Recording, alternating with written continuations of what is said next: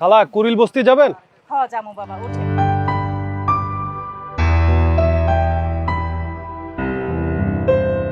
খালা আপনি কি রোজা আছেন? হ্যাঁ বাজান, আমি রোজা আছি। তাহলে রোজা থেকে রিক্সা চালাতে কষ্ট হয় না?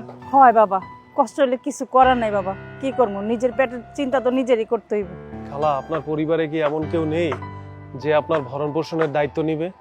আছে বাবা, আমার ছেলে মেয়ে সবাই আছে, কিন্তু সবাই বিয়ে শাদী করে যার যার মতো শেষে থাকে, আমার কেউ খোঁজ খবর নেয় না বাবা। আমি না বুঝি না, মানে এদের দেখলে তোমার একেবারে দরদ উতলায় পড়ে। শুধু শুধু কি দরকার ছিল তার কাছে এত কিছু জিজ্ঞেস করার? আচ্ছা এমন করে কথা বলতেছে কেন? উনি আমাদেরকে নিয়ে যাচ্ছে, একটু ওনার ভালো মন্দ জানলাম, তাতে সমস্যার কি আছে? আরে এদের মতো মানুষের জীবনই এরকম। এরা রিক্সা চালাবে, রিক্সা চালায় খাবে, পড়বে, ঘুমাবে, এই করবে। এদের জীবনটাই এরকম। তুমি জিজ্ঞেস করলে কি কোনো কিছু পরিবর্তন হয়ে যাবে? আর শোনো, একটা কথা বলি, এদেরকে না আমি খুব ভালো করে চিনি। এই যে দেখছে না যে তুমি একটু জিজ্ঞেস করছো কি আছে বা না আছে, এখন একটু কান্নাকাটি করে তারপর তোমার কাছ থেকে একটা টাকা নিয়ে নেবে, বুঝছো? স্যার বাদ দেন, আমার লেগে ম্যাডামের লেগে কি লেগে আপনি কথা কাটাকাটি করেন?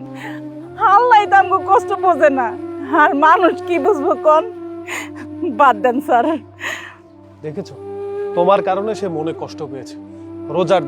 রোজার দিনে তুমি একটা মানুষের মনে কষ্ট দিয়েছো। আচ্ছা মনে কষ্ট দেওয়ার মানে বুঝো তুমি? মহিলা কত কষ্ট পেয়েছে। ওনার মতো তো তোমার মাও ছিল, ঠিক না? তোমার মা তো নেই, তাহলে তুমি তাকে মায়ের মতো করে সম্মান দিতে পারতে না? আচ্ছা যাই হোক, খালা এই যে ডান পাশে থামেন, নামো। খালা কত হয়েছে আপনার? 50 টাকা। আচ্ছা খালা, আপনি একটা কাজ করুন, এখানে 3000 টাকা আছে, এটা রাখুন, আপনি ভালো করে ইফতারি করবেন, নেন।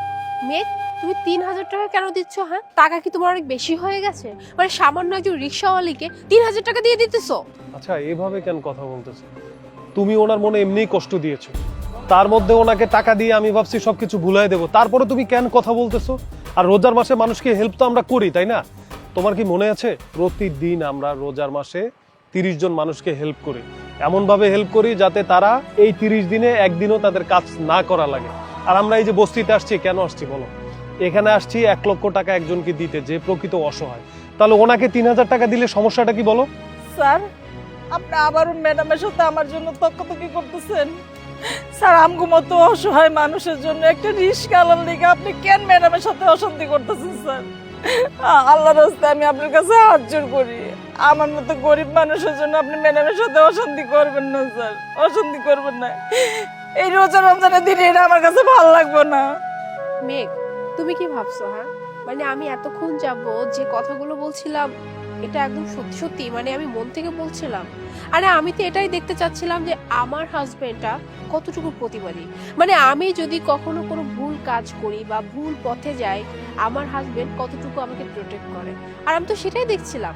আর আমার হাজবেন্ড তো সত্যি একদম লাখে একজন। মেঘ, আমরা তো এই প্রতি রোজায় মানে প্রতিদিন একজনকে সাহায্য করি, কিন্তু এই খালা তো সব থেকে অসহায়। তার ছেলে মেয়ে থাকা সত্ত্বেও এই বয়সে রোজা রেখে এই গরমে সে রিক্সা চালাচ্ছে।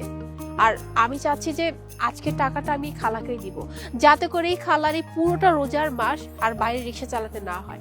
বাসায় বসে আল্লাহর ইবাদত করবে, রোজা রাখবে আর ঠিকঠাক মতো খাবে। দাঁড়াও 1 মিনিট। খালা, এই যে এই টাকাটা, প্লিজ এই টাকাটা রাখো।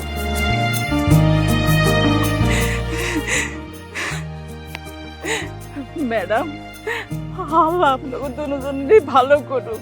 এই যে আপনি টাকাটা দিচ্ছেন না, এটা দিয়ে আমি ভালো একটা কিছু করার চেষ্টা করবো, যেন আমার রিক্সা চালাইতে না হয়। আর যদি পারি আপনাকে এই টাকা থেকে আমি আমার মতো কষ্ট যারা করে তা করে কিছু সাহায্য করার চেষ্টা করবো। আর খালা, আমি এতক্ষণ যাবত আপনার সাথে যে ব্যবহার করেছি, প্লিজ আমাকে মাফ করে দেবেন। আচ্ছা খালা, আপনার যেহেতু রিক্সা চালাতেই হবে না, আজকে আমরা এই বস্তিতে সবাই মিলে ইফতার করব। আমি আমার ড্রাইভারকে ইফতারি আনতে বলছি, চলে আমাদের সাথে চল।